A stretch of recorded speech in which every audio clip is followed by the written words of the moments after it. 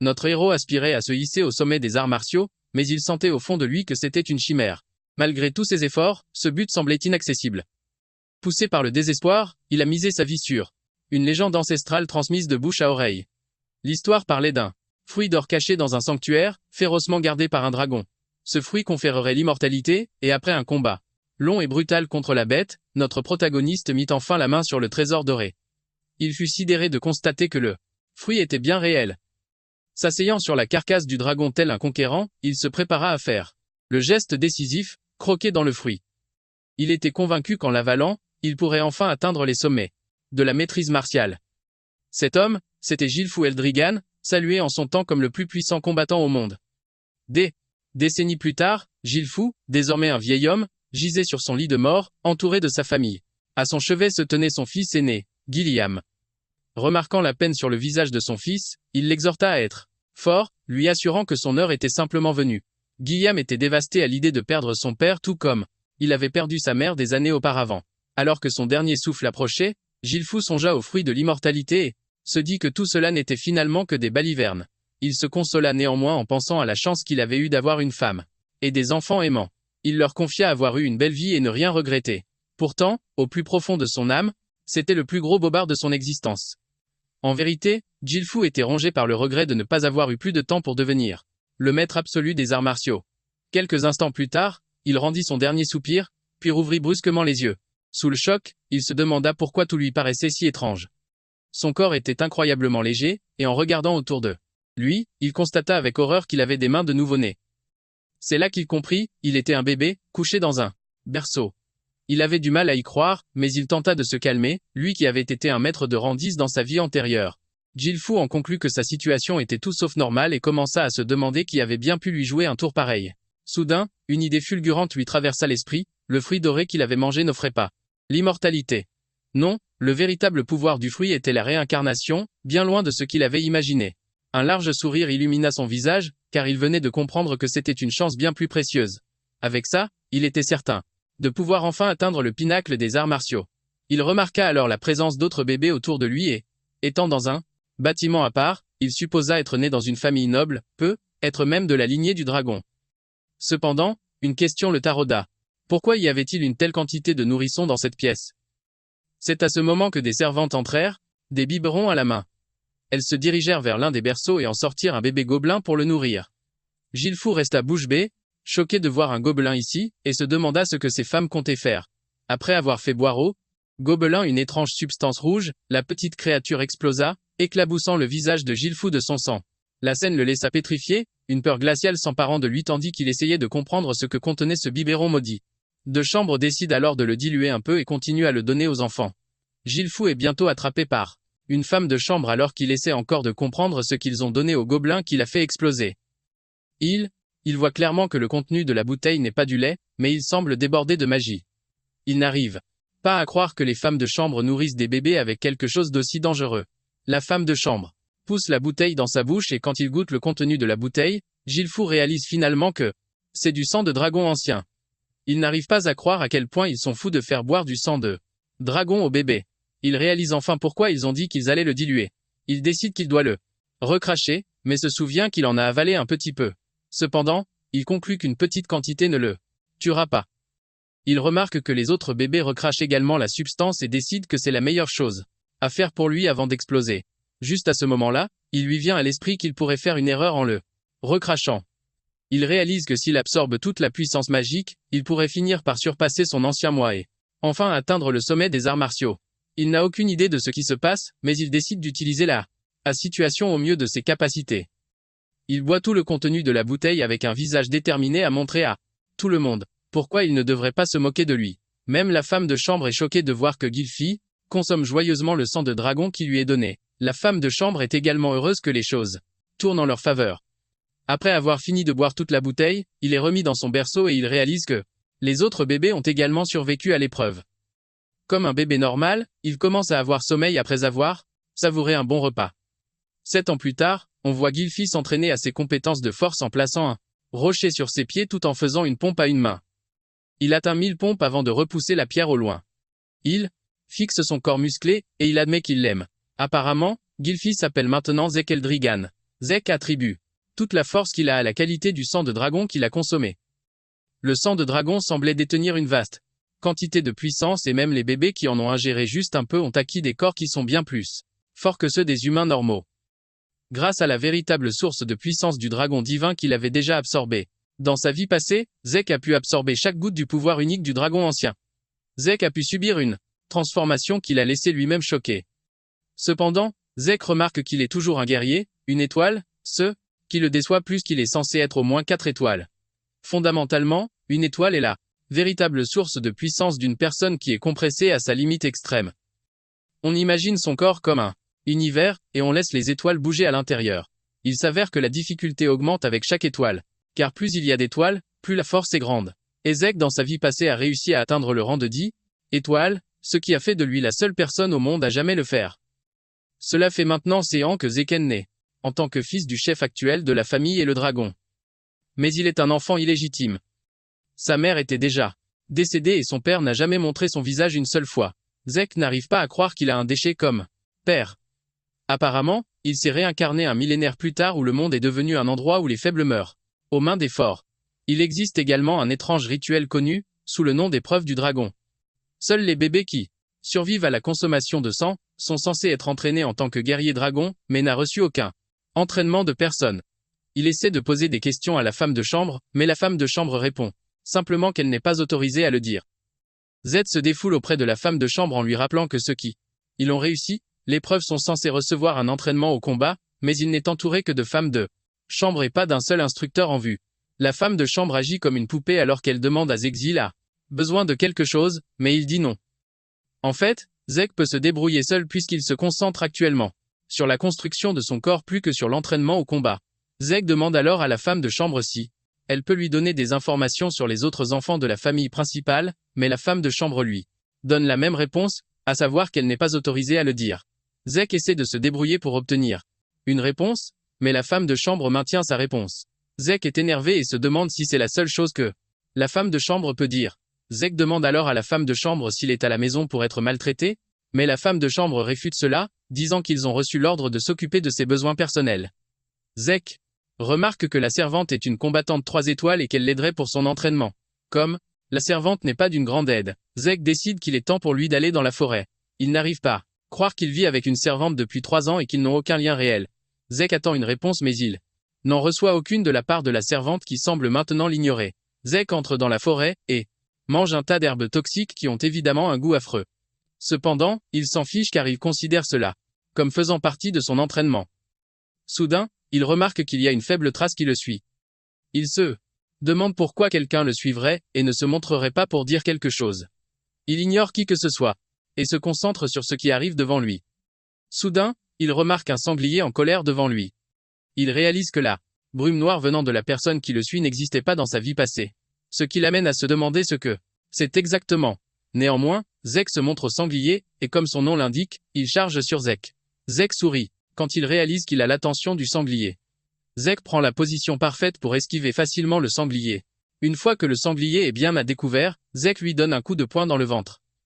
Cela provoque un impact terrifiant qui fracasse l'intérieur du sanglier et le tue en un seul coup. Zek est impressionné qu'une simple table de sa part, lui qui est une étoile, a pu éliminer le sanglier. Zekan conclut alors que c'est la qualité qui prime, pas la quantité. Zek jette le sanglier sur son épaule, et prend le chemin du retour. Zek songe à quel point la solitude lui pèse et rêve de partir à l'aventure. Cependant, il réalise que l'océan est sa seule échappatoire, bien qu'il aspire à explorer le monde entier. Au même moment, son mystérieux poursuivant est abasourdi de le voir terrasser un sanglier d'un seul coup de poing, sans avoir manifestement reçu le moindre entraînement au combat. Qui plus est, il n'en revient pas que Zek ait remarqué sa présence. Sa conclusion est sans appel. Zek n'a rien d'un gamin ordinaire. Étant donné que sa mère est décédée prématurément, et que son père l'a toujours ignoré, il est impensable que Zek ait pu recevoir une éducation digne de ce nom. Pourtant, il ne peut échapper à son destin, car en tant que fils du chef de clan, il est sous haute surveillance. L'observateur comprend que la situation prend une tournure des plus fascinantes. De retour à sa demeure, Zek perçoit immédiatement la présence d'étrangers. Il peut sentir leur puissance, et s'interroge sur leurs intentions. Il s'approche furtivement de la porte pour surprendre leur conversation et, d'après ce qu'il ressent, aucune intention meurtrière n'émane d'eux.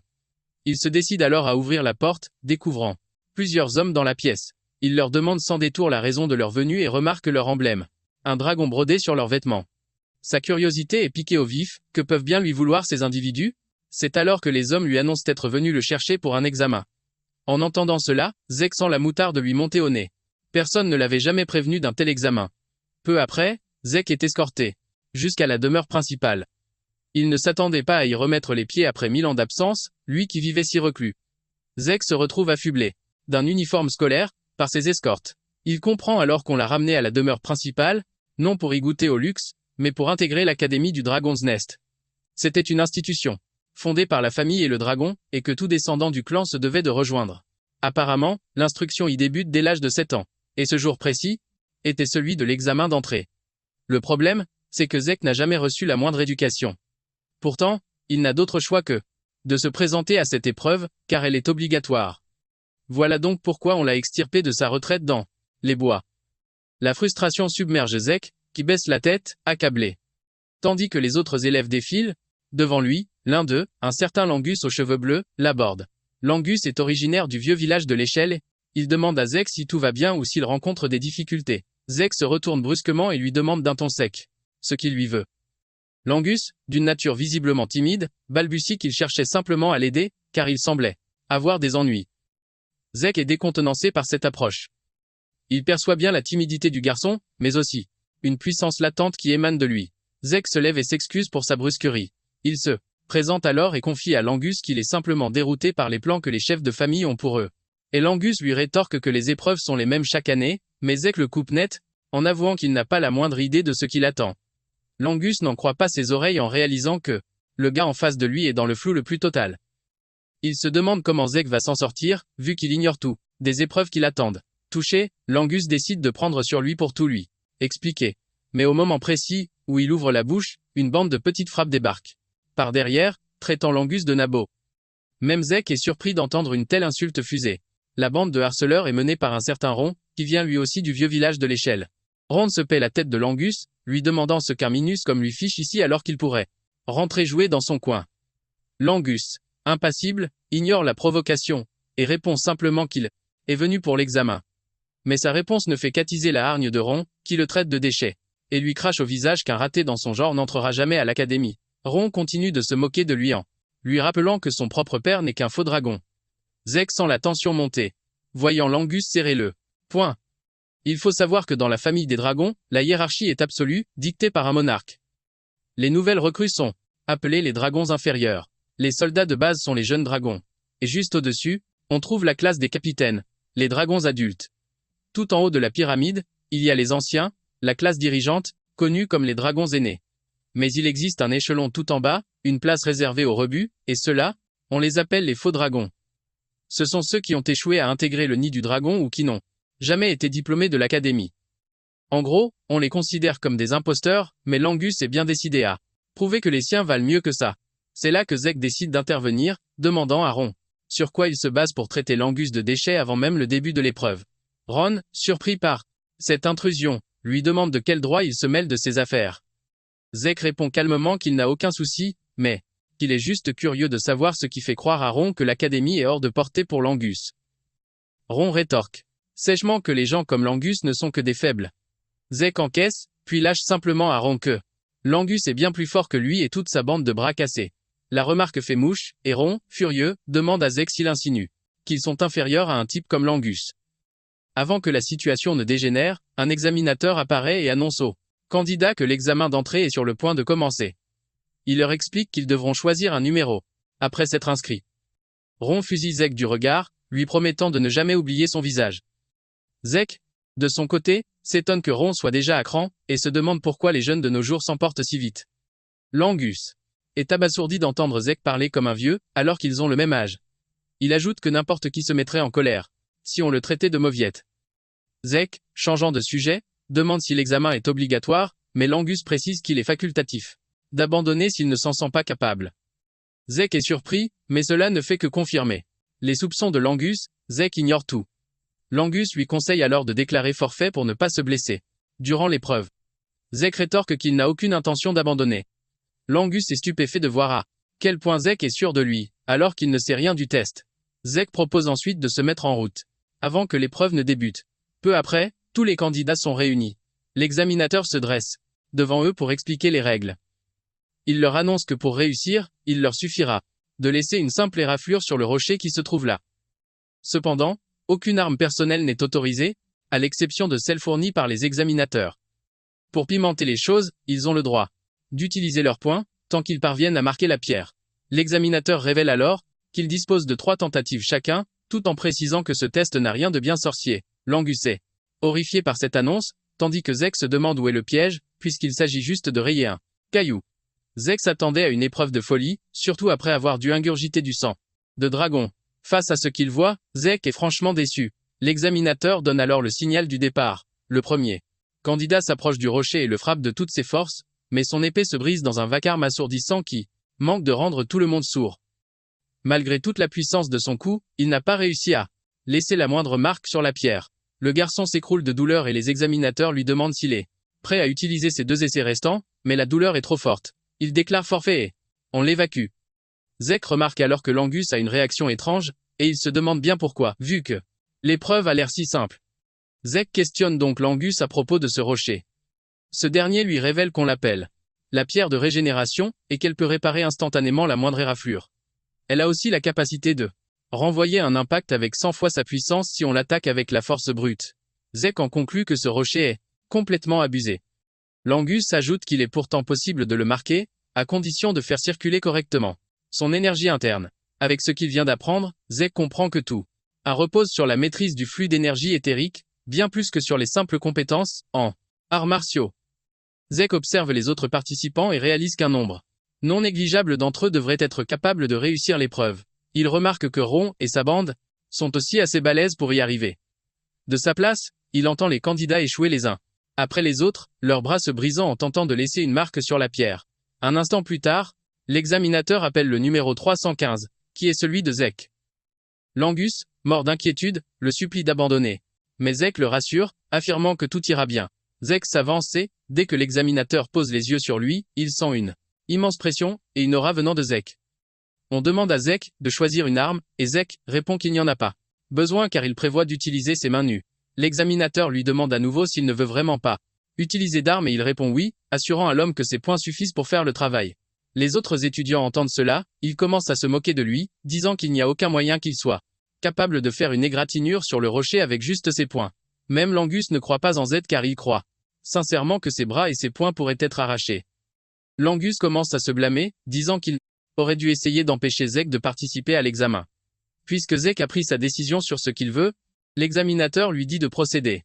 Zek examine le rocher et admet qu'il est composé d'un minéral qu'il n'a jamais vu auparavant, il conclut que c'est quelque chose qui s'est formé après 1000 ans. Il se rend compte qu'il y a beaucoup de choses qu'il ne sait pas encore, mais il décide de les reporter tout à l'avenir. Zek se donne de l'énergie, prêt à frapper le rocher. Avec la quantité de puissance qu'il a générée, il croit que cela devrait être suffisant pour faire ce qu'il veut au rocher. La technique qu'il préfère utiliser est appelée la forme de technique de combat de tueur de. Une aura jaune brillante se forme autour de son corps et de son bras, alors qu'il écrase son bras dans le rocher. Cela brise le sommet du rocher à l'impact, laissant un grand bruit et un nuage de poussière.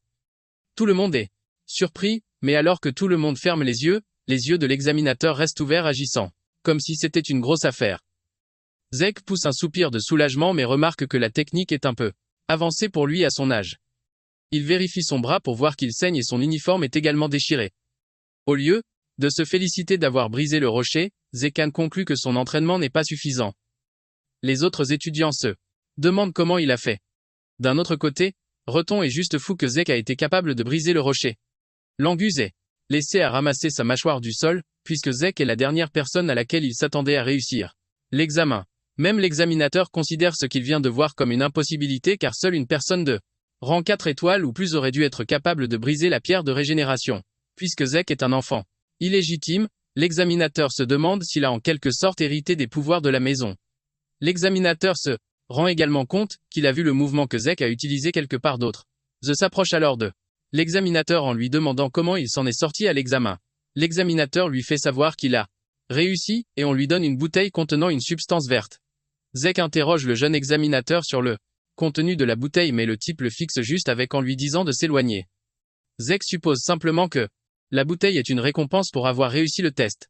Zek retourne vers son nouvel ami et Langus le félicite pour son incroyable performance. Zek interroge alors Langus au sujet de la bouteille et il révèle que c'est une potion de guérison. Zek est confus quand il entend cela, et Langus mentionne que c'est une potion de guérison de qualité normale. Zek l'examine à nouveau et pige que la substance n'a rien de nocif. Une idée folle lui traverse l'esprit. Et si cette soi-disant potion de soin était en réalité un élixir? Un élixir, d'après les légendes, est une concoction issue de matériaux d'une rareté inouïe, mélangés à des herbes ne poussant que dans des royaumes cachés. Et ce n'est pas tout. On y ajoute des cœurs d'élixir purs, extraits de bêtes divines et fantomatiques. Boire un tel breuvage guérit instantanément n'importe quelle blessure, ancienne ou récente, tout en boostant considérablement le potentiel du combattant. Le hic, c'est que distiller un élixir relève de l'exploit, tant ses composants sont quasi introuvables. Voilà pourquoi on n'en voit quasiment jamais sur le marché. Zek avale la potion d'un trait et, comme il s'y attendait, ses bras mutilés ils se reconstituent sous ses yeux. Zek est sidéré, c'est la confirmation. Cette potion est bel et bien un élixir. Langus lui lance alors qu'il n'a pas la moindre idée de ce qu'est un élixir, mais que ces potions de soins sont juste bien meilleures que celles qu'on trouve dans les boutiques. Pour Langus, c'est la normalité, alors que Zek est totalement abasourdi, soufflé de voir toutes ses blessures se refermer en un clin d'œil. Il note cependant qu'il ne ressent pas le pic de puissance habituel d'un élixir. Langus balance à Zek qu'il est plutôt balèze, mais Zek n'en croit pas un mot. Zek inspecte la fiole et réalise qu'elle représente l'apogée de ce que le savoir humain a pu produire, en plus de 1000 ans. Langus rappelle à Zek qu'il n'est pas en reste niveau force, et Zek rétorque qu'il vise le sommet, donc sa propre puissance ne l'étonne pas. C'est au tour de Reton et sa clique de brutes de passer le test, et sans surprise, ils réussissent tous. Zek n'en est pas étonné, il s'y attendait. Finalement, on appelle le candidat numéro 414. Et ce n'est autre que Langus. Tandis qu'il descend les marches, Zek sent bien que son ami est tendu comme un arc et il l'encourage à se reprendre, lui assurant que tout ira bien. Langus se retourne, à bout de nerfs, et balance à Zek d'arrêter de lui mettre autant la pression. Arrivé sur la zone de test, Langus empoigne une épée, ce qui laisse Zek perplexe, se demandant ce qu'il fabrique. Langus inspire un grand coup, et abat sa lame sur le rocher. Sauf qu'il n'arrive même pas à l'égratigner et finit par s'étaler de tout son long. Comme le veut la procédure, l'examinateur lui annonce qu'il lui reste encore 2 tentatives. Langus se relève péniblement pour un nouvel essai, mais le résultat est identique. Il s'effondre au sol, en larmes, persuadé qu'il va échouer, exactement comme ses tyrans le lui avaient prédit. Sans surprise, Reton et sa bande se fendent la poire, ricanant que le fils du demi-dragon ne sera jamais qu'un demi-dragon. Il lui crie d'abandonner, tout en rappelant à Zek qu'il avait osé dire qu'un freluquet comme Langus était plus fort qu'eux. L'examinateur s'adresse alors à Langus, lui signalant qu'il ne lui reste plus qu'une unique tentative. Il lui demande s'il veut la saisir, mais Langus se met à balbutier, sombrant dans les ténèbres du désespoir. C'est à cet instant précis que la voix de Zek résonne dans sa tête, lui demandant ce qu'il est en train de fabriquer. Langus, déconcerté, entend Zek lui suggérer d'utiliser une lance plutôt qu'une épée. Il ne comprend toujours pas. Zek insiste, il est très sérieux. Puis il sermonne Langus pour s'obstiner à utiliser une arme qui n'est clairement pas faite pour lui. Zeki lui affirme que même avec 1000 tentatives, il ne parviendra jamais à ébrécher le Contis Rocher avec une simple épée. Reton et sa bande se remettent à ricaner, balançant que Langus s'entraîne à l'épée depuis son plus jeune âge et n'a jamais touché une lance de sa vie. Pour eux, c'est une évidence. Langus restera le même loser pathétique, peu importe l'arme qu'il choisit. Zek se tourne alors vers l'examinateur pour demander s'ils sont autorisés à changer d'arme en cours d'épreuve. L'examinateur confirme à Zek qu'absolument rien ne l'interdit. Zek adresse un sourire malicieux à Langus, lui indiquant qu'il a le champ libre pour utiliser une lance. Se postant tel un véritable coach, Zek demande à Langus s'il compte vraiment baisser les bras comme un raté, mais Langus répond par la négative.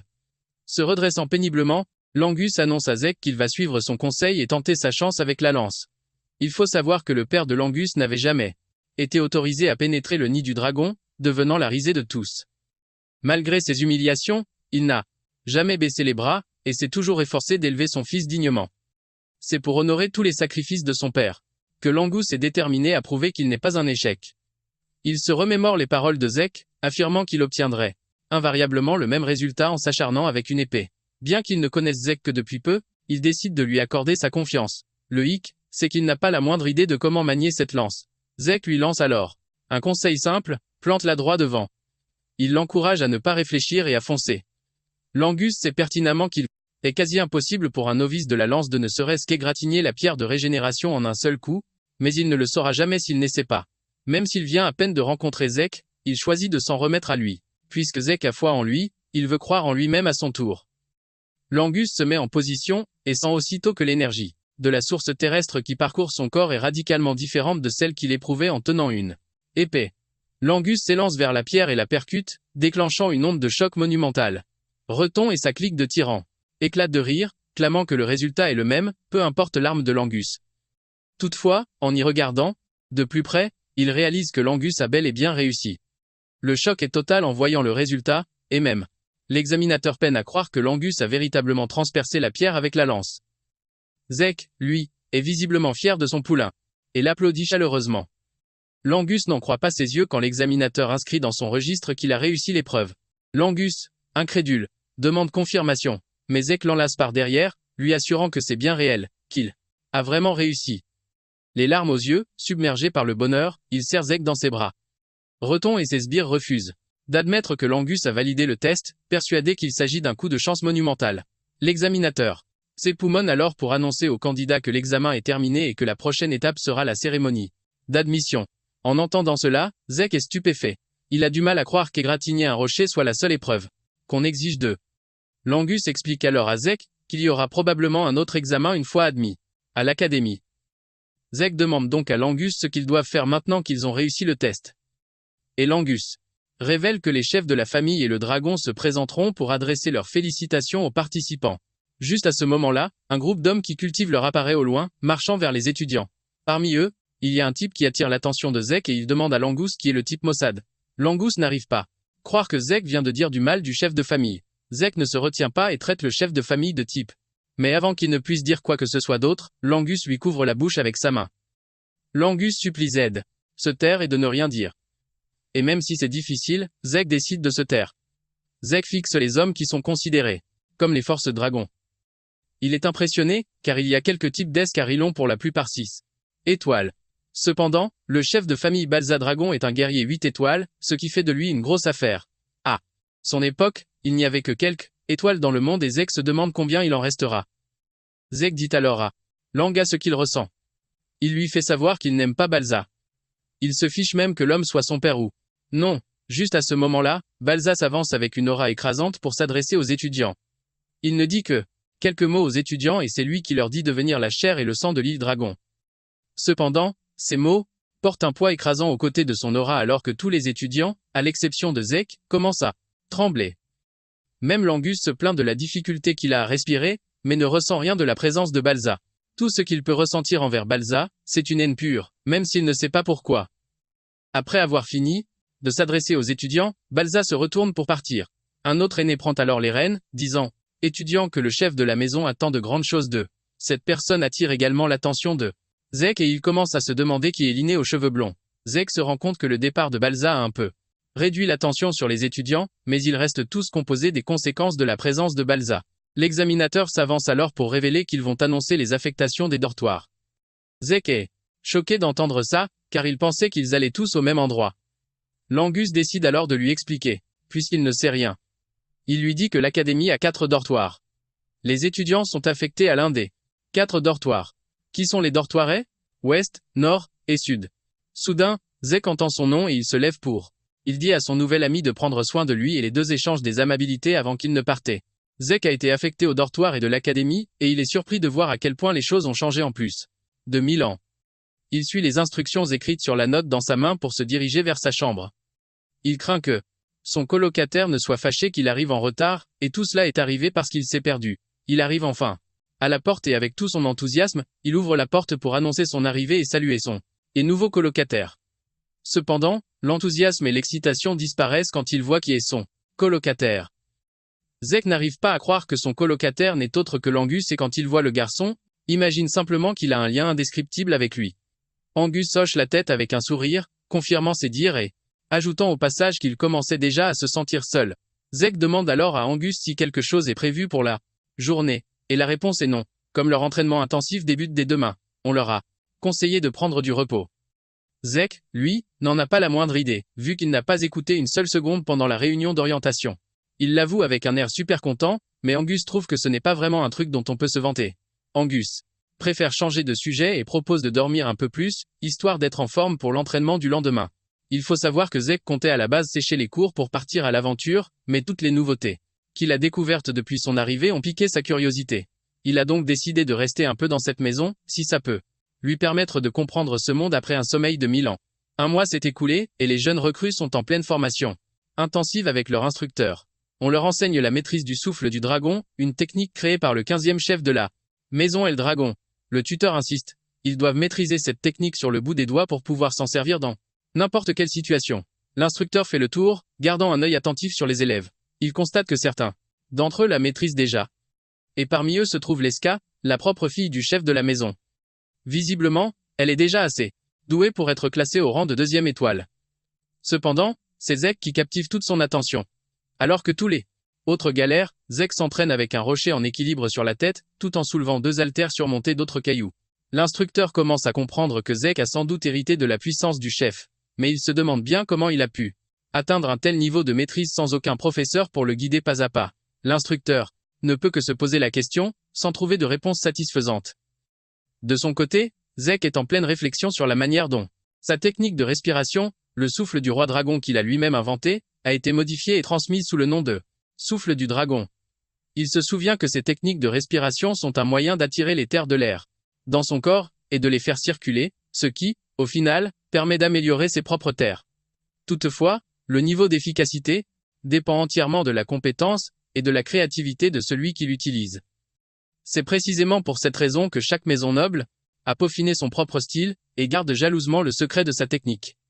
Zek doit admettre que cette version est sûre et facile à apprendre, mais il la trouve complètement inutile si on ne peut s'en servir qu'en restant immobile. À la base, sa technique originale permettait d'utiliser les terres tout en étant en mouvement. Les effets de cette méthode étaient colossaux, mais très peu ont pu en hériter à cause de sa grande difficulté. Zek l'avait simplifiée à l'époque pour que tout le monde puisse s'en servir et ainsi renforcer le clan, mais il n'aurait jamais imaginé qu'elle évoluerait et survivrait pendant encore 1000 ans. Zek est plutôt impressionné et se dit qu'il doit y avoir d'autres techniques d'arts martiaux qui ont, elles aussi, bien changé avec le temps. Une fois la séance d'entraînement terminée, les jeunes se ruent vers le réfectoire pour dévorer leur repas. Et tandis que tout le monde peine à manger, épuisé par l'effort, Zek, il grignote sa nourriture sans se soucier du monde. Il remarque que l'Angus a l'air épuisé, et il l'exhorte à manger sa nourriture, car il ne pourra pas bouger de manière optimale s'il manque d'énergie. L'Angus est obligé de demander à Zek comment il est si plein d'énergie alors que tout le monde est épuisé. Zek rabe l'Angus lui disant qu'il n'est qu'un faible, il l'exhorte à manger plus et à s'entraîner plus dur. Tout en faisant la leçon House, Zek remarque que certains des enfants qui sont bien entraînés mangent réellement leur nourriture.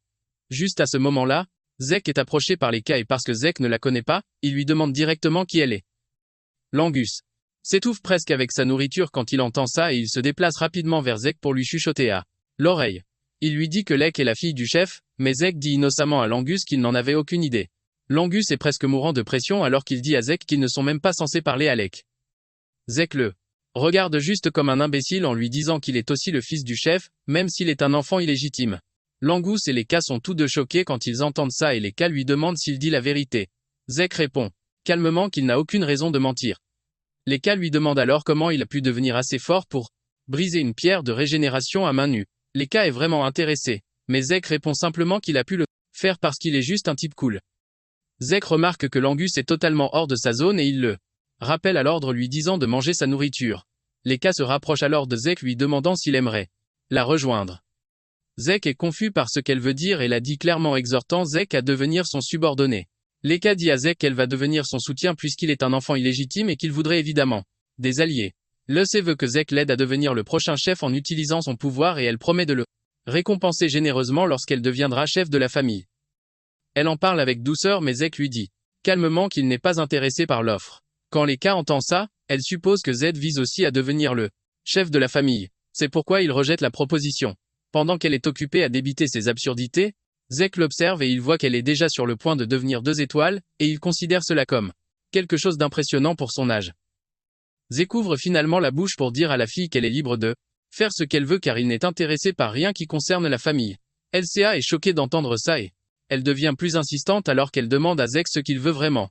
Zek est énervé et il poignarde avec colère la table avec son couteau de table, tout en libérant une quantité effrayante de pression de son corps pour dire à Leka qu'il n'a aucun intérêt à servir qui que ce soit. Zek dit qu'il veut être seul parce qu'il est, évidemment le plus fort. Leka peut sentir la pression de Zek la laissant complètement choquée. Elle n'arrive pas à croire que l'Ura de Zek la fait réellement peur. Zek continue de grignoter sa nourriture pendant que Langus essaie de calmer la situation. Leka craque alors, et elle défie Zek en duel. Zek est surpris par cela, mais il n'est pas du genre à reculer devant un défi. En peu de temps, la nouvelle duel s'est répandue parmi les étudiants, selon laquelle Leka a un duel sur les terrains d'entraînement. Les étudiants se précipitent pour regarder le duel. Pendant que Langus panique, Zek agit de manière très décontractée. Langus essaie de rappeler à Zek qu'il est sur le point de combattre Leka, mais Zek répond simplement qu'il n'a aucune idée de qui elle est. Zek remarque alors que Langus agit également formellement, et il lui demande pourquoi il en est ainsi. « Eh bien génie, c'est parce que tu es le fils du chef, dit Langus. Zek demande alors à Langus ce qu'il veut de lui. Zek essaie de lui expliquer la situation. Il dit que Leka est la fille de Bals et qu'elle a aussi du Santifona qui est en gros l'une des 4 grandes familles, soutenant El Dragon. Langus dit que Lek est un génie parce qu'elle a réussi à maîtriser toutes les formes d'escrit de la maison Tifona. Zek reste là nonchalant en disant à Langus que la seule chose dont il est conscient est qu'elle est la fille de Balza. Zek se met à rire, disant que ne pas savoir ajoute en fait plus de piquant à l'ensemble. Il considère cela comme un tournant excitant, tandis que Langus le gronde en lui disant qu'il n'a aucune chance de gagner contre Leka. Langus lui demande pourquoi il a accepté le défi en premier lieu, et Zek dit qu'il est évident qu'il est censé accepter s'il est mis au défi en duel. De plus, Zek regarde Leka et conclut qu'elle a l'air plus prête pour le duel. Leka crie alors à Zek d'arrêter de bavarder tout en le regardant avec son épée enfoncée dans le sol comme une vraie guerrière et demande à Zek qu'il est prêt à recevoir de bonnes manières. Comme les deux sont prêts à se battre, Langus quitte l'arène pour eux. Langus exhorte Zek à faire attention en s'enfuyant. Maintenant qu'ils sont seuls, Zek demande à Leka pourquoi elle est si déterminée à le combattre. Leka répond qu'elle vise à être le prochain chef de la maison et à revendiquer le 10 sièges. Elle veut vaincre Zek et le faire servir. Zek est choqué quand il entend cela et il commence à se demander ce que tout cela a à voir avec lui. LCK est surprise que Zek agisse avec tant de désinvolture et elle lui demande s'il ne connaît pas la vérité sur sa famille parce qu'il est un enfant illégitime. Zek est sur le point de dire à l'écoupe. Leka explique que Zek inclut il y a 5 héritiers en compétition pour être le prochain chef. Zek est le seul qui ne porte pas le sang de l'une des 4 grandes maisons d'El Dragon. Le point clé est que quelle que soit la maison qui produit le chef, cela signifie qu'ils s'efforcent tous d'être les meilleurs de l'académie. Et pour tenir tête à ses frères, les Casquel a besoin de plus d'alliés. Toute l'explication laisse Zek totalement confus, mais il parvient à en saisir le sens. Leka lui fait savoir qu'elle se bat pour assurer sa place et sans perdre plus de temps, elle se jette sur Zek. Elle est déterminée à vaincre Zek et avec son épée, elle essaie de frapper Zek mais il recule soudainement. Zek esquive la frappe mais la frappe de l'épée laisse le sol brisé. Leka n'est pas prête à abandonner et se relève pour attaquer Zek. Elle balance son épée frénétiquement et avec une grande puissance, laissant les spectateurs totalement émerveillés. Il félicite Leka d'être si douée avec l'épée, même si ce n'est qu'une épée d'entraînement. Comme si elle pouvait entendre sous les acclamations de la foule, elle intensifie ses assauts contre Zek. Cependant, ce dernier se contente de bondir à travers l'arène, évitant chacun de ses coups avec une facilité déconcertante. Le public, quant à lui, est subjugué par la puissance de Pui. Leka, la fille du chef de clan. Tous sont persuadés qu'elle va plier le combat rapidement. Mais ils ignorent que, dans son fort intérieur, Leka bout de frustration, car Zek ne fait que sauter pour esquiver ses frappes. Zek ne déploie visiblement aucun effort pour parer ses attaques, ce qui force Leka à douter de sa propre capacité à le toucher. Zek la félicite pour sa vitesse, ajoutant que sa technique semble également excellente. Zek remarque même qu'elle surpasse la plupart des guerriers de niveau 1 étoile. Leka, furieuse, hurle sur Zek, lui ordonnant de se battre pour de vrai au lieu de bavarder. Puisque c'est son souhait, Zek décide de lui offrir un petit aperçu de sa véritable puissance. Il esquive son coup avec aisance, avant de lui décocher un direct en pleine poitrine. Le coup propage une onde de choc dévastatrice dans son corps, lui faisant cracher du sang. Leka s'effondre. À genoux, terrassé par la douleur, sous le regard médusé des autres élèves. Grimaçant, Leka lève les yeux et demande à Zek pourquoi elle n'arrive pas à le toucher, alors qu'elle est censée être largement supérieure.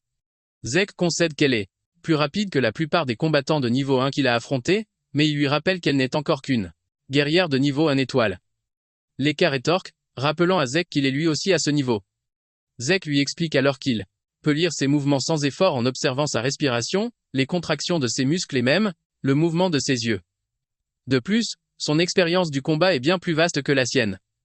Zek expose tout cela avec une telle arrogance que cela pique Leka au vif et la force à se relever. Elle fonce de nouveau sur Zek, son épée brandie, prête à lui trancher la tête. Mais même face à cette attaque soudaine, Zek l'esquive encore en effectuant un saut acrobatique en arrière. Ce mouvement laisse Lekka complètement à découvert, et Zek la punit en la projetant violemment contre le mur du fond. Elle s'écrase contre la paroi, soulevant un immense nuage de poussière qui masque la scène. Le public est abasourdi et se demande si Lekka a réellement perdu. Lekka, lui, est fou de joie en voyant ça, et se précipite dans l'arène, criant à Zek à quel point il est exceptionnel. Cependant, Zek lui dit que le combat n'est pas terminé. Zek est impressionné que Lekka ait pu encaisser son coup. Quand la poussière retombe, on aperçoit Lekka qui peine à se remettre debout, le corps couvert de contusions, mais elle n'est visiblement pas prête à abandonner. Langu tente de la raisonner, lui disant d'arrêter avant que ça ne tourne encore plus mal. Zek dit alors à Langu de s'écarter, car les choses vont devenir plus sérieuses, et s'il se blesse, il ne pourra s'en prendre qu'à lui-même. Il ne sera pas tenu pour responsable. Zek s'en était douté et il en a maintenant la confirmation, Lekka a atteint le niveau 2 étoiles. Lekka se redresse et une aura brillante se met à tourbillonner autour d'elle. Les spectateurs comprennent sur le champ que Lekka a atteint le niveau 2 étoiles. Le rang de 2 étoiles est le stade où un combattant peut projeter une véritable source d'énergie hors de son corps pour amplifier ses arts martiaux. Cette projection est essentiellement ce que l'on appelle l'Ura. Lekka semble plus forte et elle remercie Zek de l'avoir poussée à atteindre 2 étoiles. Enragée, elle se précipite vers Zek, prête à le frapper. Son épée suit une traînée d'Orodora et Zek admet qu'elle est devenue plus forte et plus rapide. Zek continue de jouer avec elle jusqu'à ce qu'il juge mal sa force, et il finit par se faire couper au visage. Lekka remarque qu'il est laissé en admiration et elle l'utilise pour se vanter de la force d'une étoile à 2. Elle assure à Zek qu'il est sur le point d'affronter les véritables arts de l'épée du grand esprit du tonnet. Zek de son côté est excité car il va enfin assister à quelque chose qu'il n'a pas vu dans le passé. Il est absolument emballé de voir ce que Lekka lui réserve. Lekka active alors sa technique de flash de lumière du tonnerre qui frappe Z, qu'avant même qu'il ne puisse bouger, le laissant totalement choqué et avec des questions sur la façon dont Lekka est capable de manier la foudre. Zek admet que Lekka est assez folle mais Lekka ne voit aucune forme de regret venant de lui parce qu'il sourit. Lekka active avec colère une autre technique frappe ZC, le laissant conclure que ce que Lekka fait est tout simplement trop pour lui. Il sait que son corps ne peut pas encore supporter ce que Lekka lui fait, et alors qu'il essaie encore de recueillir des informations sur son état actuel, les spectateurs sont tous émerveillés. Ils ne s'attendaient pas à ce que quelqu'un qui est un guerrier à une étoile tienne tête à Lekka. Zek se rend compte que les mouvements de Lekka n'ont pas beaucoup changé, mais sa promotion à 2 étoiles lui a donné une puissance explosive soudaine. Zek est forcé d'admettre que Lekka se débrouille plutôt bien. Plus du fait qu'être couvert d'éclairs comme elle le fait était pratiquement impossible il y a 1000 ans. Vu la façon dont elle se déplace, Zek comprend qu'il pourrait lancer une contre-attaque, mais il est curieux de voir toute sa puissance. Alors, il est prêt à encaisser les coups jusque-là. Lekka est furieuse que Zek ait encore les fronteries de sourire alors qu'il est dans une si mauvaise posture. Elle en conclut que Zek déborde de confiance et décide qu'elle va lui enlever cette confiance. Elle fonce sur lui avec une technique encore plus mortelle et plus rapide que Zek ne pouvait esquiver. Zek regarde l'attaque l'atteindre et il est projeté contre le mur, laissant une forte explosion, qui inquiète tous ceux qui regardent son bien-être. La poussière se dissipe et Zek est toujours sur ses pieds avec un sourire aux lèvres. Cela la met à nouveau en colère et elle le frappe avec un autre éclair, pour le mettre à genoux. Langus arrive en courant, disant à Lekka arrêter l'attaque, mais Lekka refuse répondant que Zek est sur ses pieds. Lekka affirme qu'elle ne peut pas s'arrêter car cela ne ferait qu'écraser sa fierté. Lekka promet d'être indulgente envers Zek s'il se rend, et jure fidélité envers elle. Cependant, Zek reste muet et Lekka voit clairement que même s'il n'est pas un enfant légitime, sa fierté en tant qu'Eldrigan demeure en lui. Puisqu'il agit avec arrogance, Lekka décide qu'elle va utiliser tout ce qu'elle a pour terminer le combat. Elle active les arts de l'épée du grand esprit du tonnerre. Le tonnet céleste et elle le frappe avec. Zek ne peut pas bouger d'où il est, et il a subi toute la force de la frappe. Son corps est frappé par tellement d'éclairs qu'il hurle de douleur. Une fois l'attaque terminée, Zek s'écrase au sol brisé sans réaction. Lekka enfonce finalement son épée dans le sol croyant que le match est terminé. À sa plus grande surprise, elle entend la voix de Z derrière elle disant qu'il comprend enfin comment les choses fonctionnent. Lekka se retourne et pour ajouter à la surprise, le corps de Zinti maintenant, soulignant le fait qu'il peut maintenant utiliser l'électricité. Cela la choque et la laisse également se demander pourquoi Zek peut utiliser l'électricité. Zek est également choqué car il ne savait pas que c'est ce qu'ils appellent l'électricité. Il marche vers Lekka avec fierté, lui disant qu'il n'a en fait aucune idée de la façon dont il est capable de le faire. Cependant, il se laissait intentionnellement frapper. Pour pouvoir étudier le pouvoir de Lekka qu'il ne s'en rende compte, il pouvait déjà l'utiliser. Même avec son explication, Lekka est toujours extrêmement confuse car ce que disait devrait être impossible. Tout ce que Z sait il sait, c'est qu'alors que les K le frappaient avec ses attaques, il utilisait constamment le souffle de son roi dragon. Et l'énergie de la foudre a fini par réagir au souffle de son roi. Cela a fini par accumuler de la foudre à l'intérieur de lui et en un rien de temps, il s'est retrouvé à contrôler la foudre. Zek dit à l'écart qu'il ne connaît peu, être pas tous les détails, mais il comprend que l'écart a un corps rare car le grand art de l'épée est une technique familiale. Zek décide de supposer que tout son clan a la même constitution qu'elle et il a également appris une grande leçon selon laquelle la puissance source elle-même peut être fusionnée avec la foudre. Zek ajoute ensuite que c'est grâce à l'écart qu'il a réussi à devenir 2 étoiles. Sur ce, Zek lui dit avec assurance que le combat n'est pas encore terminé. L'écart balance avec colère son épée sur lui, mais Zed sourit seulement et active ses pouvoirs de foudre. Zek alors si vite qu'il ne pouvait plus contrôler son corps. Étant donné que sa puissance source a été infusée des propriétés de la foudre, tous ses muscles et ses nerfs sont stimulés, ce qui lui donne plus de force. Zek considère cela comme un trait spécial et en conclut qu'il va s'y habituer en un rien de temps. Pendant ce temps, Lanus ne peut que regarder de côté alors que les deux se battent et il a du mal à suivre. Lanus se rend vite compte que Zek esquive déjà les frappes de Leka assez facilement. Leka est frustré par tout cela, ce qui l'amène à demander à Zek s'il essaie de se moquer d'elle, mais il dit non, lui disant qu'il la considère en fait comme une véritable menace. Leka balance son épée sur une grande distance juste pour essayer de le prendre dépourvu, mais il esquive toujours la frappe et il décide qu'il est temps qu'il termine la bataille. Zeken que pour terminer la bataille, il va créer une nouvelle technique, même si cela fait longtemps qu'il ne l'a pas fait. L'essai est confuse. Quand Zek dit cela, et Zek lui fait savoir que c'est exactement comme elle l'a entendu. Il va créer une nouvelle technique ou une forme spéciale pour faire simple. Cela choque Leka, ce qui l'amène à se demander si Zek a été formé aux arts de combat secrets, mais elle ne peut pas imaginer de quelle maison il s'agit. Zek remarque qu'elle est complètement perdue dans ses pensées et il profite de l'occasion pour se précipiter vers elle à grande vitesse. Zek déchaîne sa nouvelle technique, les arts du massacre de dragons, et l'orage foudroyant, une combinaison d'éclairs dévastatrices, s'abat sur Leka. Elle s'effondre à genoux tandis que Zek, un sourire narquois aux lèvres, déclare le combat terminé. Leka est si durement touchée qu'elle ne peut même plus tenir sur ses genoux et s'écrase lourdement au sol, submergée par la douleur. Leka rampe péniblement vers son épée, incapable de croire à sa défaite, elle qui ambitionne de surpasser ses frères pour devenir la prochaine dirigeante de la maison. Alors qu'elle se noie dans ses propres reproches, Zek s'approche d'elle, lui confiant qu'elle a été une adversaire redoutable qui lui a offert un combat des plus relevés. Zek explique qu'il adore apprendre d'eux et nouvelle chose et que cette bataille n'était absolument pas une perte de temps. Avec un sourire désarmant, il demande à Leka s'ils auront une autre occasion de croiser le fer.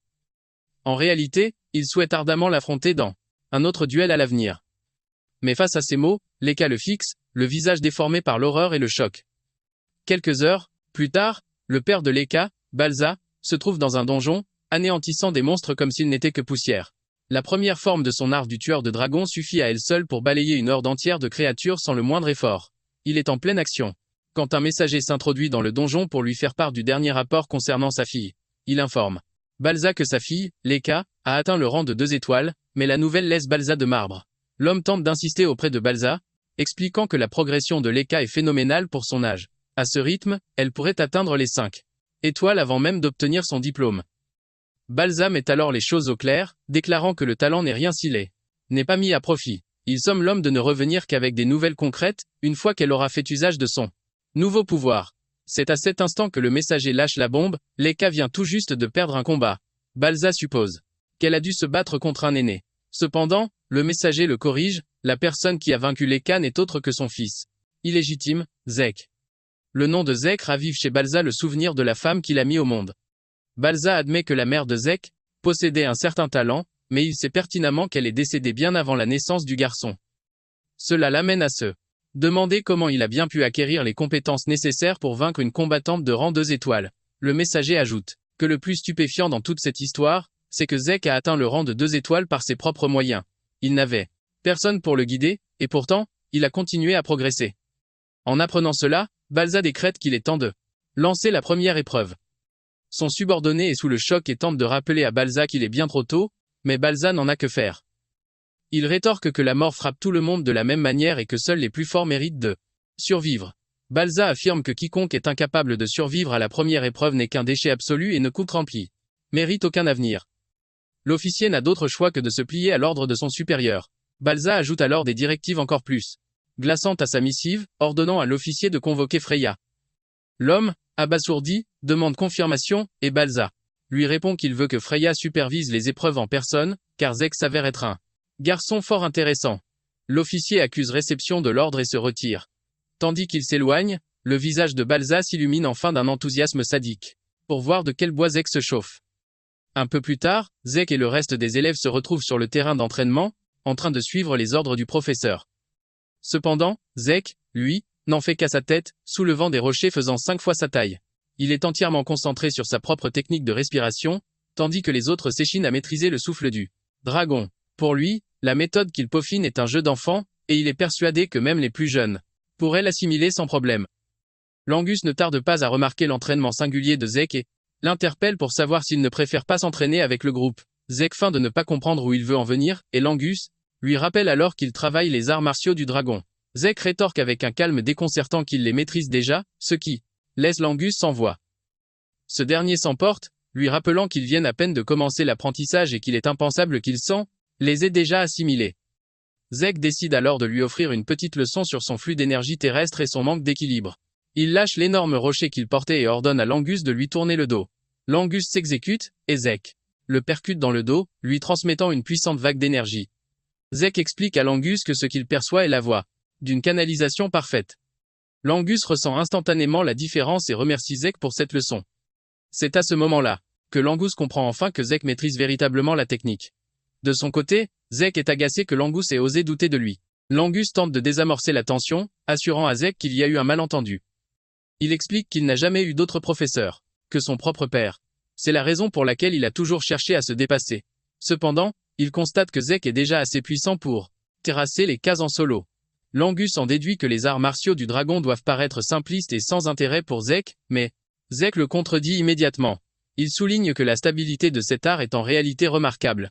Pour faire simple, les arts martiaux du dragon ont été méprisés par les héritiers du créateur, qui les jugeaient trop complexes et ardus. Pourtant, malgré sa complexité, c'est un art martial d'une puissance dévastatrice, qui fusionne de multiples formes de combat. D'ailleurs, Zek vient de débloquer une nouvelle forme grâce à son affrontement avec Lekka. Il se révèle que la technique qu'il a employée pour la vaincre est en fait la forme ultime, et Zek est curieux de voir comment celle-ci a évolué au fil des ans. Zek estime alors qu'il est temps de retourner à l'entraînement physique, vu qu'il n'y a plus rien à tirer des arts martiaux du dragon. C'est alors que l'Angus surprend Zek avec une requête inattendue, lui demandant de lui faire l'honneur de devenir son maître. L'Angus évoque son désir ardent de devenir vraiment fort, même si la voie est semée d'embûches. À la surprise générale, Zek accepte, car il perçoit en l'Angus un disciple au fort potentiel. L'Angus savoure encore sa victoire quand une voix familière retentit juste derrière lui, suppliant Zek de la prendre également sous son aile. Cette voix n'est autre que celle de Lekka et, bien que visiblement gênée, elle ne peut s'empêcher d'admettre à quel point Zek a été impressionnant en la battant. Lekka reconnaît le talent de Zek et avoue que sa fierté a été mise en pièces durant leur affrontement. Zek est abasourdi par cette demande, et Lekka enchaîne qu'elle veut aussi gagner en puissance, pour surpasser ses frères, et même Zek un jour. Face à cela, Lekka jette l'éponge. Ravalant complètement sa fierté, elle supplie Zek de lui enseigner comment devenir plus forte. Mais Zek marque une pause pour peser sa réponse, plongeant Laika dans une attente angoissante. Elle est stupéfaite de réaliser que Zek envisage de l'entraîner, alors qu'il est lui-même un prétendant au titre de chef. Zek assure à Laika que ça ne le dérange pas l'aider, mais il s'inquiète de savoir si elle est totalement remise de leur récent affrontement. Laika lui révèle alors avoir utilisé une potion de soin, ce qui explique son état impeccable. Zek est complètement abasourdi par les incroyables pouvoirs que cette potion peut procurer. L'Angus intervient, soulignant que Laika reste impressionnante, même si elle a eu recours à une potion de guérison. Zek acquiesce, ajoutant qu'ils vivent à une époque où plus rien n'est impossible. Laika confesse à son tour que sans ce remède, elle aurait été clouée au lit pendant un mois complet. Elle réitère alors sa demande à Zek, lui demandant s'il accepte de la former, et il répond qu'il ne refuserait jamais d'aider un talent prometteur et motivé. L'Angus et Laika sont interloqués par ces paroles, vu qu'il est aussi jeune qu'elle. Zek, un peu gêné, change rapidement de sujet, pour esquiver leurs questions. Il demande alors à Laika si elle est vraiment certaine de vouloir être entraînée par lui, celui-là même qui l'a vaincue. Laika rétorque que cela lui est égal, car elle n'est plus en position de se préoccuper de statut ou de fierté. Elle est prête à absolument tout pour gagner en puissance, s'emparer du titre de chef. Zek l'interroge sur les raisons de son obsession pour ce titre, rappelant que c'est tout ce qu'elle hurlait durant leur combat. Laika avoue alors que, si elle ne devient pas chef de famille, la seule autre voie pour elle est le mariage. Et il ne s'agit pas de n'importe quel mariage, mais d'une union politique, bien évidemment. Elle finira par épouser un de ses cousins ou un Parfait inconnu. Zek est abasourdi par cette révélation, et Laika explique que la lignée, Eldragon est d'une valeur inestimable, en particulier pour les 4 grandes maisons. Elle ajoute que la véritable source de leur puissance est tout à fait singulière. C'est la raison pour laquelle ils se servent des femmes comme de simples pions. Zek explose de colère. En entendant cela, n'arrivant pas à croire que sa propre famille puisse traiter un être humain comme du bétail, destiné à la reproduction. Zek jure alors de mettre un terme à cette tradition barbare. Soudain, l'instructeur principal capte l'attention des élèves pour annoncer l'arrivée d'une nouvelle formatrice. Il précise que cette dernière a fait le déplacement malgré son emploi du temps très chargé. Une femme rousse surgit de nulle part et tente de saisir Laika par l'oreille. Mais les réflexes de la jeune fille prennent le dessus et elle esquive juste avant de se faire toucher. La femme complimente Laika sur ses réflexes, les qualifiant de particulièrement vifs. Langus, quant à lui, tremble de peur et s'agrippe à Zek, car il n'avait absolument pas senti sa présence. L'instructeur présente enfin la mystérieuse femme, qui se tient devant eux. Il s'agit de Freya. Membre du corps du Dragon Noir, elle sourit en déclarant être ravie de faire la connaissance des élèves. Freya remarque que Zek ne semble pas étonné et le lui fait remarquer. Zek bombe le torse, affirmant qu'il n'y avait rien de si surprenant. Cependant, Zek esquisse un sourire en disant à Freya qu'elle possède une compétence intrigante. Freya saisit enfin la source de l'inquiétude du chef de famille. De son côté, Zek est bien plus captivé par les arts martiaux de Freya que par sa banale compétence de dissimulation.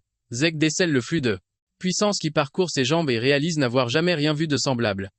Zek a déjà hâte de se mesurer à Freya, car elle lui paraît absolument fascinante. Freya rejoint alors les autres instructeurs, pour ordonner aux élèves de se tenir à carreau. Le professeur principal précise également que Freya est un dragon de rang 6 étoiles et il somme les élèves d'être sur leur garde.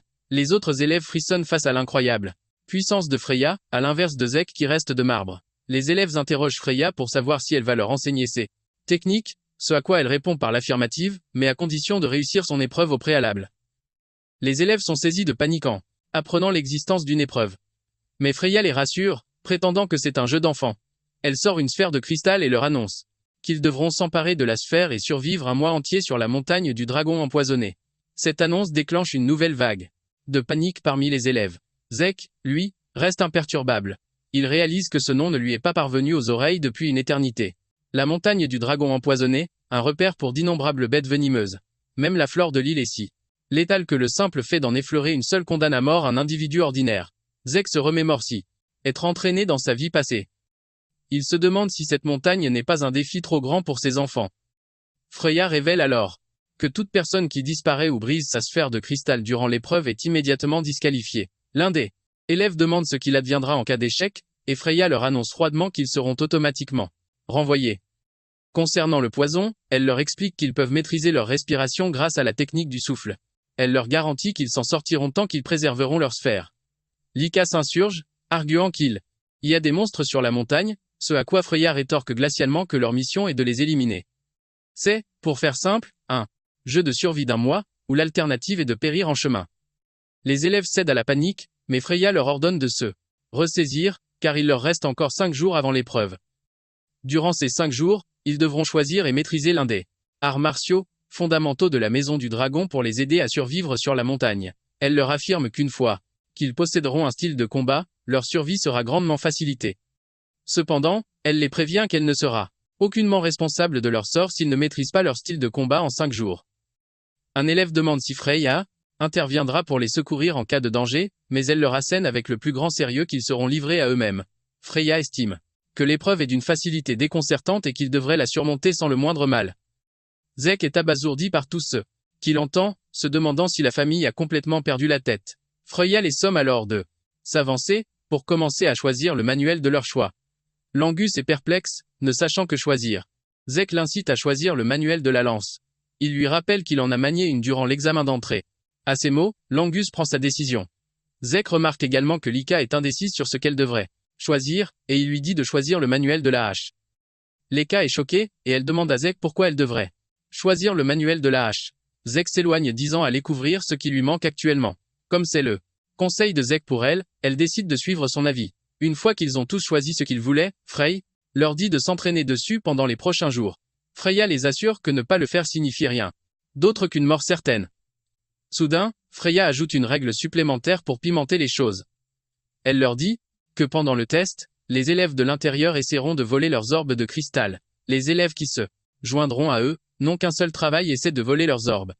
Freya essaie ensuite de rendre les choses logiques en disant qu'ils sont plus nombreux. Donc tout devrait bien se passer. Langu perd presque la tête quand il réalise qu'ils vont combattre des monstres et des élèves plus âgés en même temps. Lekka admet qu'elle va lutter contre les élèves plus âgés parce qu'ils sont tous 2 étoiles ou plus. Étant donné qu'elle va galérer, elle pense que la plupart des étudiants vont mourir pendant le test. Zek est d'accord avec Lekka mais les encourage à former des binômes ou des trios s'ils ne peuvent pas gérer la situation seuls. Zek mentionne qu'il n'y a aucune règle contre le fait de faire équipe contre les aînés. Donc il devrait bien s'en sortir. Langus demande alors à Zek ce qu'il prévoit de faire, et il révèle son intention d'y aller en solo parce que c'est plus amusant. Lekka veut initialement protester, mais se souvient soudain que Zek est ce type et qu'il pourrait en fait être capable. Zek sourit en s'éloignant, suggérant qu'ils aillent manger un morceau. 5 jours plus tard, les étudiants se rassemblent à l'entrée de la montagne, et ils ont tous leurs armes avec eux. Freya est également présente et elle adore les conditions météorologiques parce qu'elles sont parfaites pour le test. Une fois qu'elle a fini de se réjouir, elle déclare le test ouvert. Comme d'habitude, Lanus est nerveux et il se demande s'il est acceptable de faire équipe avec Lek, puisqu'il n'est pas issu d'une famille noble. Il doute de lui-même quand il entend un autre Royer. Comme lui, Céline a mentionné qu'elle faisait également partie du groupe de Lek. Il y a aussi un autre type, Raymond, qui va rejoindre le groupe et ils sont tous des roturiers. Lekka dit alors au trio qu'elle se fiche du statut, parce qu'elle les a invités en raison de leur capacité démentielle. Langus est heureux d'être sélectionné et il assure à Lekka qu'il va faire de son mieux. Les 2 autres lui assurent également qu'ils vont être à la hauteur de ses attentes. Quant à Zek, il maintient sa position sur le fait d'y aller en solo. Zek félicite ensuite l'équipe de Laika, en disant qu'ils forment une équipe solide. Zek peut voir à travers leur talent et réalise qu'elle a rassemblé les étudiants les plus capables de la classe. Il est impressionné qu'elle ait un œil vif pour le talent. Zek assura Manus qu'il n'a pas à s'inquiéter parce que son équipe est pratiquement imparable. Freya est surprise de voir que les étudiants ont choisi de se déplacer en groupe. Elle approuve ces tactiques puisque la plupart d'entre eux n'ont même pas pleinement maîtrisé leurs armes. Une fois qu'elle confirme que tout le monde a ses orbes de cristal, elle leur rappelle que leur unique mission est de survivre pendant un mois complet, en protégeant l'orbe à tout prix. Elle insiste sur le fait que tant qu'ils posséderont encore l'orbe au terme de ce mois, l'épreuve sera considérée comme une réussite. Puis, elle leur assène une autre révélation stupéfiante en disant que tous les orbes sont rigoureusement identiques, ce qui, en clair, signifie qu'ils peuvent s'emparer de ceux des autres. Freya les prévient qu'à l'instant même où ils poseront le pied dans la montagne, leurs aînés se mettront en chasse pour tenter de leur dérober leur précieux orbe. Pour semer la panique, les aînés ajoutent que la majorité d'entre eux n'ont même pas encore atteint le rang d'une étoile, ce qui fera d'eux des proies faciles. Une fois l'explication de Freya achevée, elle ordonne aux étudiants de se hâter. Tandis qu'ils s'élancent dans les bois, Lekka se retourne et lance à Zek qui a intérêt à revenir en un seul morceau. Zek lui rétorque la même chose. Alors que la foule d'étudiants se rue dans la forêt, Zek il reste à la traîne. Freya l'interpelle pour savoir s'il compte y aller. Zek réplique qu'il n'est pas aussi fébrile que les autres. Une fois que tous se sont élancés, Zek commence à déambuler tranquillement dans les bois. Après leur départ, l'instructeur principal s'approche de Freya, lui demandant si elle pense que ces jeunes s'en sortiront, car l'épreuve lui semble bien trop ardue pour leur niveau actuel. Il souligne que ce sont des novices qui ne maîtrisent rien de plus que les rudiments, et que leurs aptitudes au combat sont cruellement lacunaires. Freya lui répond alors que tout se passera bien. Elle concède que la montagne abrite de nombreuses créatures, mais que celles-ci ne sont pas particulièrement puissantes, d'après elle. Freya rappelle à l'instructeur que les étudiants feront groupe, ce qui devrait leur simplifier la tâche. Elle ajoute cependant qu'elle compte relâcher quelque chose de singulier dans la forêt un peu plus tard. L'instructeur l'entend et la questionne sur ses propos, mais elle élude rapidement en affirmant que ce n'est rien. Freya se tourne alors vers les aînés, leur ordonnant de se lancer à leur tour. Ces derniers s'élancent aussitôt, visiblement excités, et impatients de se mesurer à leurs cadets.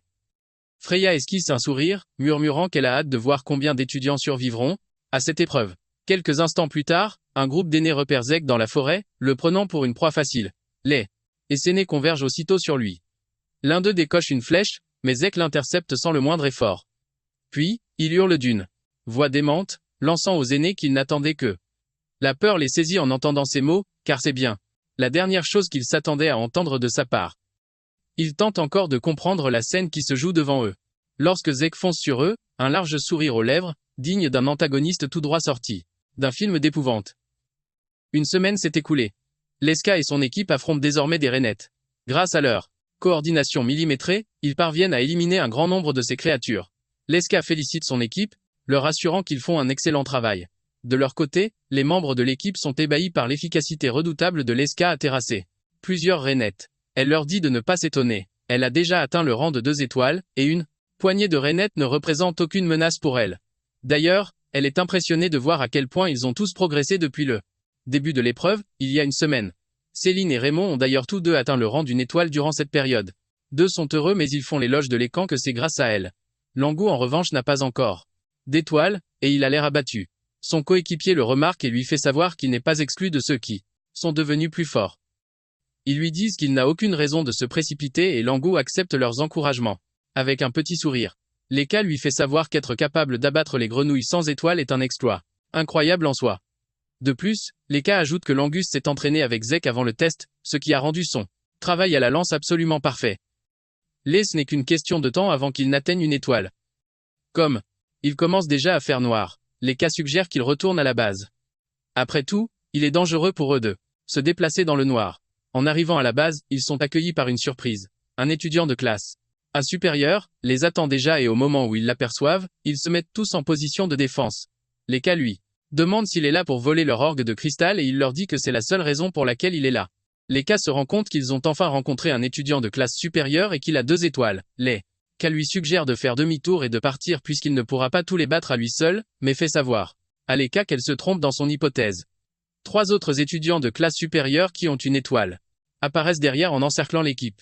Le mec se moque de l'écan qu'elle est peu, être forte mais en même temps elle ne peut pas les abattre tout en protégeant les bons à rien qui se dit ses coéquipiers.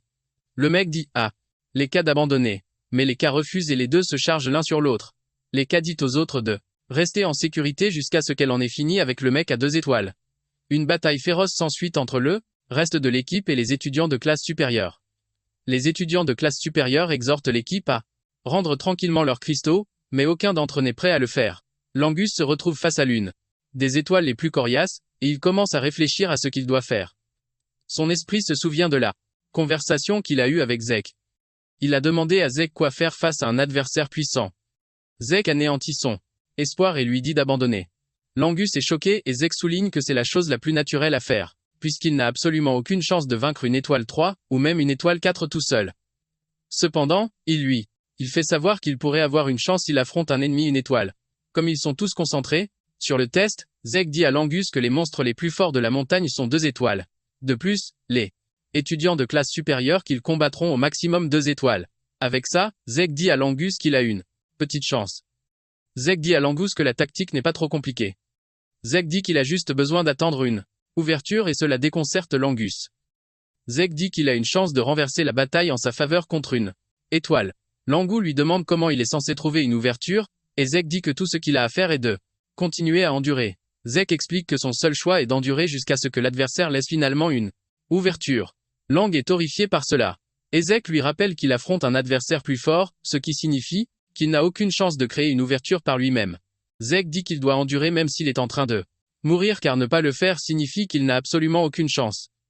Zek lui assure qu'avec son niveau actuel, il devrait être capable d'endurer contre quelqu'un d'aussi fort que Leka. Langus est sceptique à propos de tout ça, et Zek lui dit qu'il doit avoir confiance en lui pour que ça marche. De plus, Zek lui dit de ne pas trop Zek dit qu'il n'a pas besoin de trop réfléchir à la façon de trouver une ouverture parce que son adversaire en laissera une au bon moment. Avec ça, il va avoir la chance de la battre avec sa lance.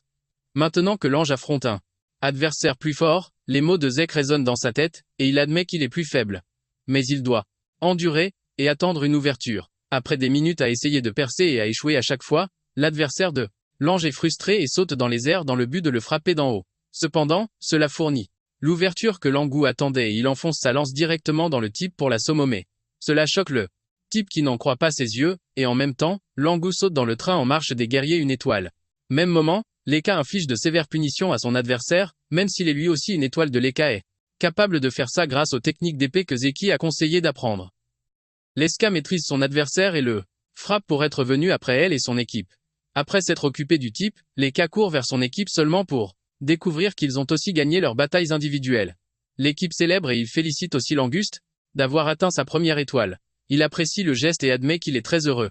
Leka est confiante qu'ils ont maintenant une meilleure chance de gérer des adversaires plus coriaces maintenant que tous les membres de l'équipe ont une étoile. Après la bataille, Leka révèle sa curiosité quant à la façon dont Zek se débrouille.